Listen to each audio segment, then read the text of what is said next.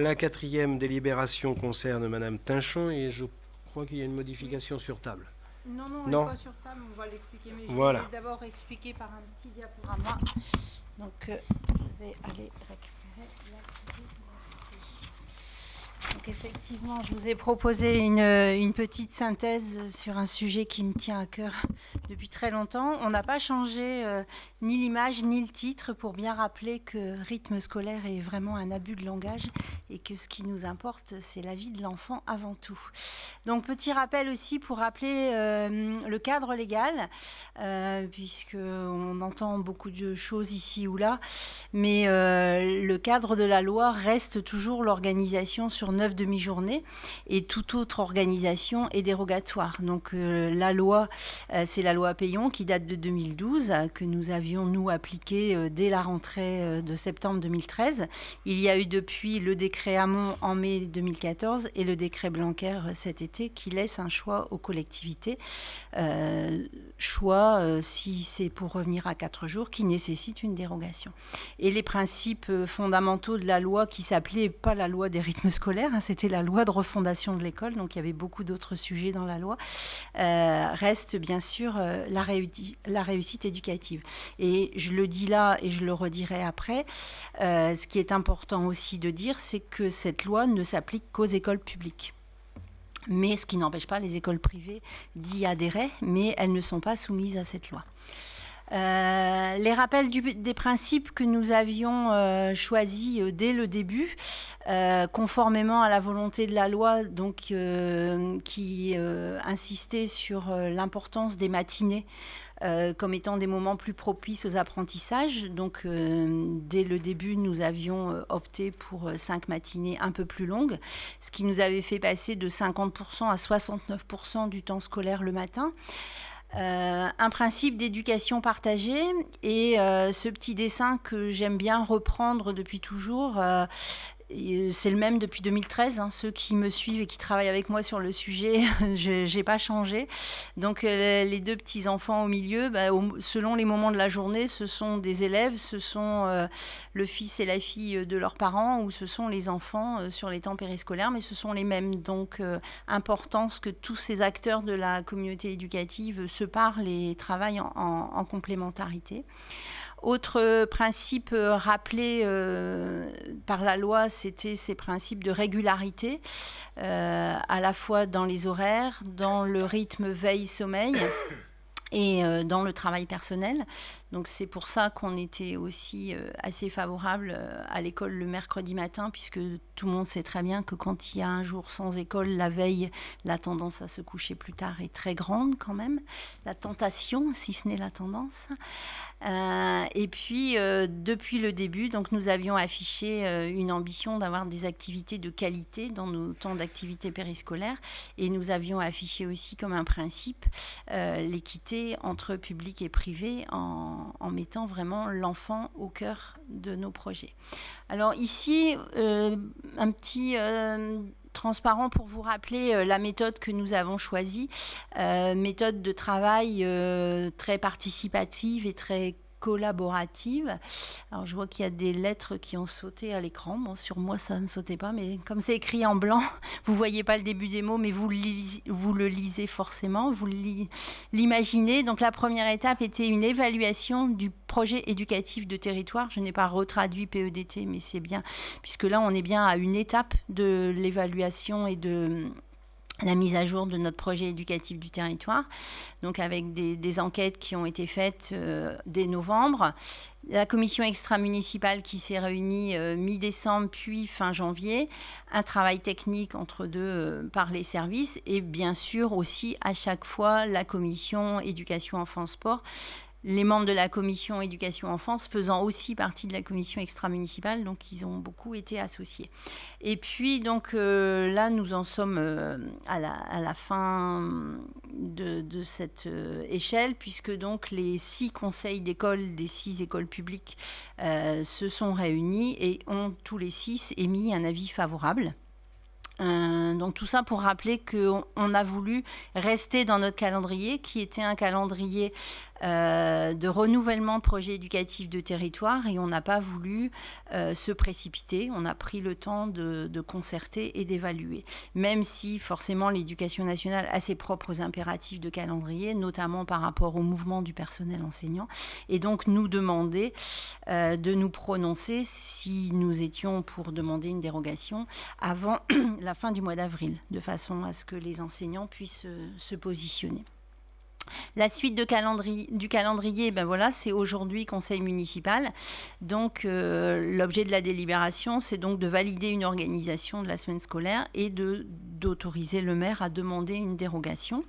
Ensuite, je vous explique la suite parce qu'on se retrouvera sur ce même sujet au conseil municipal du mois de juin. À nouveau, un travail technique par les services, mais aussi une mise à contribution de tous les acteurs de la communauté éducative, donc les associations sportives, les associations culturelles, nos prestataires, le personnel, qui vont enrichir les objectifs et les priorités de notre projet de territoire. Et tous ces axes seront soumis à validation de la commission extra-municipale fin mai. Et on reviendra devant vous au conseil municipal du mois de juin pour autoriser cette fois-ci le maire à signer ce projet éducatif de territoire avec la CAF, avec l'éducation nationale et avec la direction de la cohésion des territoires. Donc la phase d'évaluation, elle a été très large et très complète puisque nous avons à la fois mené des enquêtes auprès des parents et sur cette partie-là, nous avons 69% de réponses. Donc c'est très, très satisfaisant. Preuve que le sujet intéresse. Et puis, toutes les autres catégories, c'est quasi du 100% parce que du coup, là, c'était à noter qu'au niveau de l'enquête pour les enseignants, ils avaient la possibilité de répondre de manière collective en conseil des maîtres. Voilà, donc je ne vais pas revenir sur le détail des résultats de l'enquête que vous avez tous eus, en principe, puisque donc ils ont été de manière exhaustive joints à différents comptes rendus de réunions et l'ensemble des membres du conseil municipal ont été destinataires. Et on va en arriver donc à l'organisation de la semaine scolaire. Donc actuellement, une fois par semaine, les écoles ont un temps le matin, donc ça de 3h20, et l'après-midi, une seule heure de classe, puis 2h30 de temps d'activité périscolaire. Donc chaque école ayant un jour de la semaine.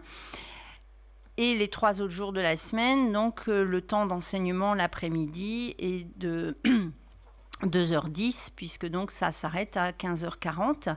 Et après, on prenait la suite avec soit des activités pédagogiques complémentaires faites par les enseignants, soit de l'étude, soit de l'accueil récréatif pour les maternelles, et enfin de la garderie. Et le mercredi, donc de l'enseignement jusqu'à 11h50. Donc vous voyez que là, on était bon sur l'objectif de davantage de temps scolaire sur les matinées. Par contre, en termes de régularité, c'était pas forcément exactement ce qu'il fallait. Donc, les différents travaux des commissions ont abouti à proposer une organisation qui garde les avantages de l'ancienne organisation et qui complète en modifiant un peu l'après-midi. Et là, maintenant, hop, ça va être beaucoup plus régulier. Donc, vous voyez que, en fait, tous les jours, ça se termine à 16h, puisque donc on aura une après-midi où il n'y aura pas de temps scolaire et uniquement des temps d'activité périscolaire. Donc ça a été proposé par certaines équipes enseignantes et par certains parents et ça a fait l'objet d'un consensus. Alors ça n'est pas l'unanimité, Saint-Barthélemy n'est pas le monde des bisounours. Il y a eu aussi quelques avis contraires qui se sont exprimés et on les a entendus. Mais on est arrivé à un consensus assez large autour de cette organisation.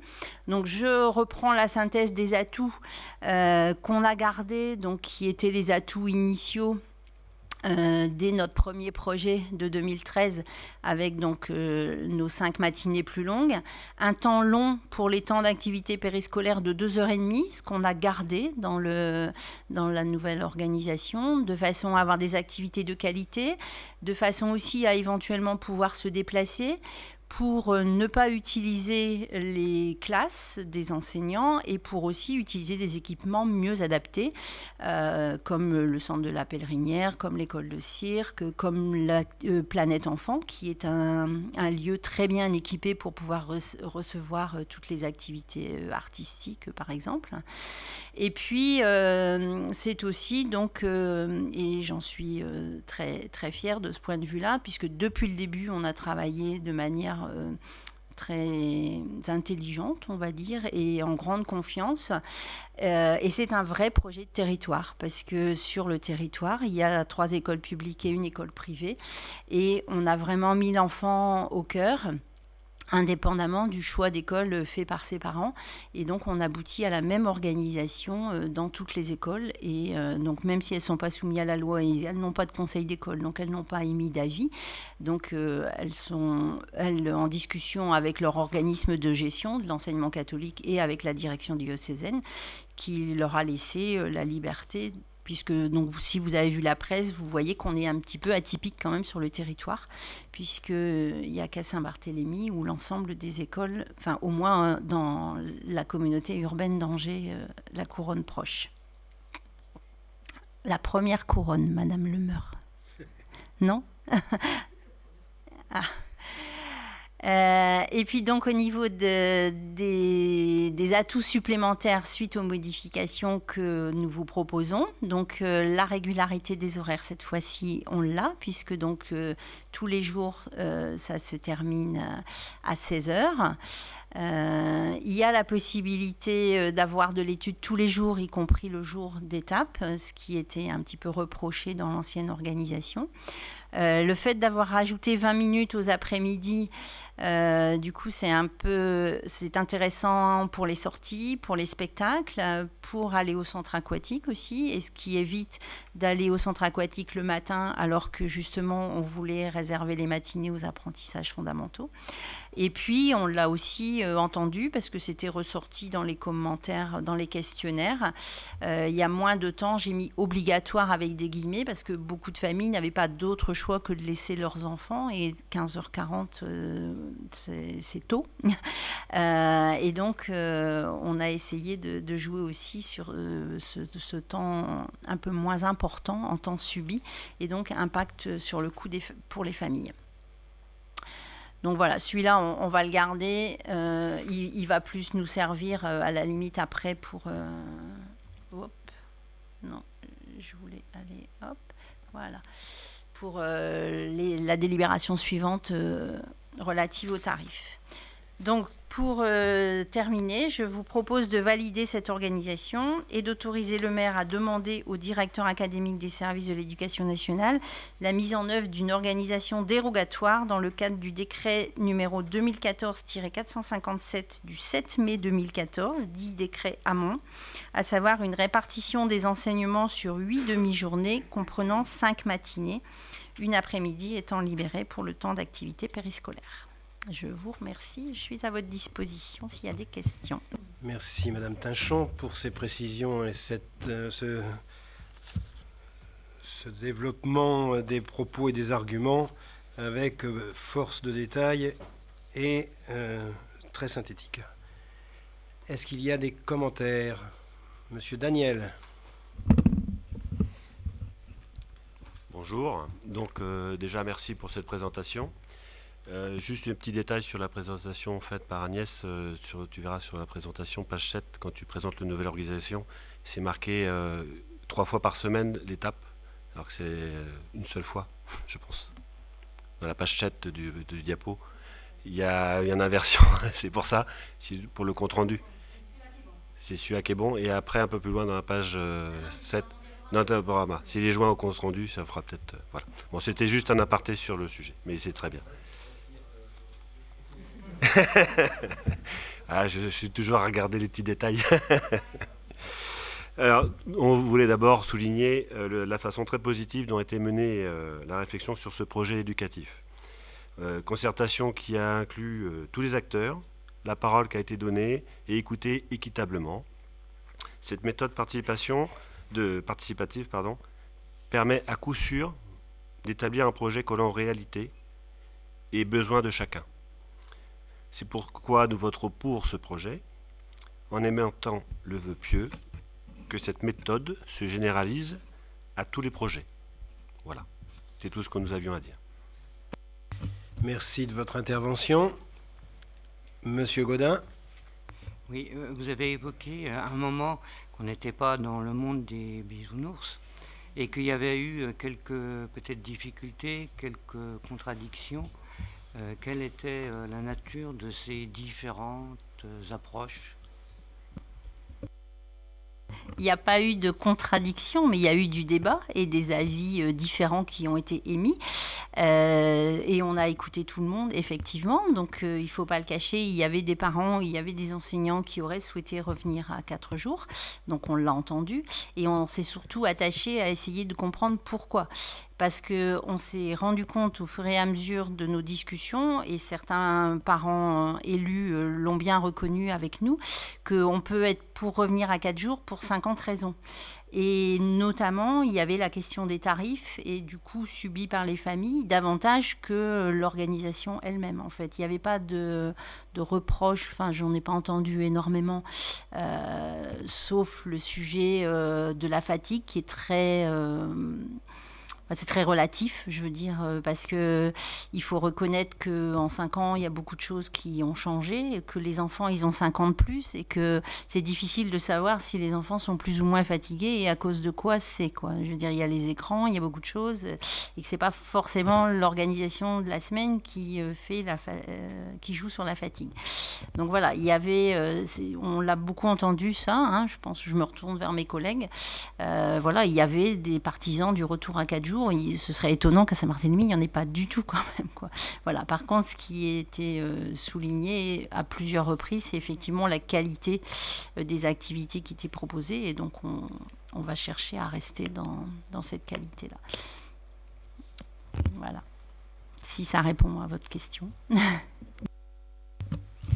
Bien, merci. La participation de tous les acteurs nous tient à cœur et bien évidemment, il y a d'autres sujets où on participe aussi. Nous passons au vote. Qui est contre? Qui s'abstient? C'est un vote à l'unanimité et je vous en remercie.